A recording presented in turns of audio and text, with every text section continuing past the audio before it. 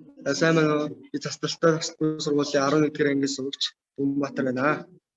Бид арц болон цастыг агаарч хүлэгчээс үүсэх бохирдлын хэмжээг судлах гэж хот машинаараа судалгаа хийсэн. Хүмүүс арин цэврийн өрөөндөө цастыг агаар зэвсүүлэгчийг их ашигладаг. Мөн айл орхи албан байгууллагуудад хөдөлгөөд нэг төрлийн үнэт дарагч арц юм аа. Арц өгүүлбэрт ашигтай хүмүүсийн ашиг хөдөлгөөн. Мөн үнэр нь хувцас шингэх зэрэг сул талтай байдаг бол цастыг агаар зэвсүүлэгчийн удаан байвал толгой өвддөг.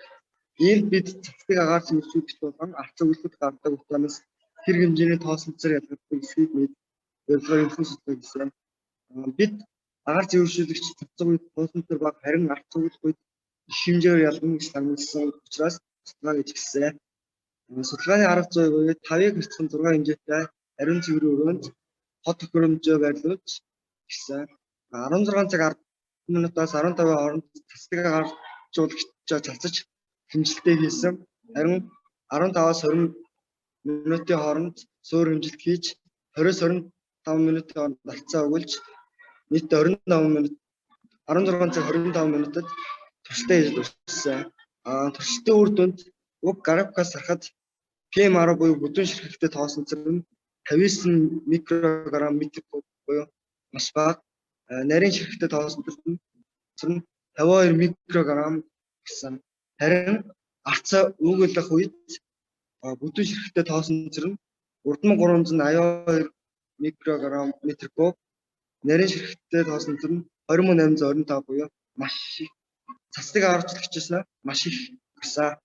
Ийм дүгнэлт нь судалгааны үр дүнгээс харахад бидний наамлагдаж цастыг агаарчлагч хэрэглэх үед тоосонцор харцангуй бага хэмжээгээр нэмэгдээд минутын дараа хэвийн хэмжээнд очсон бол арцны Монгол Улсын агаарын чанарын стандарт хэвцэх хэмжээнээс бүдүүн ширхэгтэй тоосонцор нь 30 дахин, нарийн ширхэгтэй тоосонцор нь 56 дахин их байна.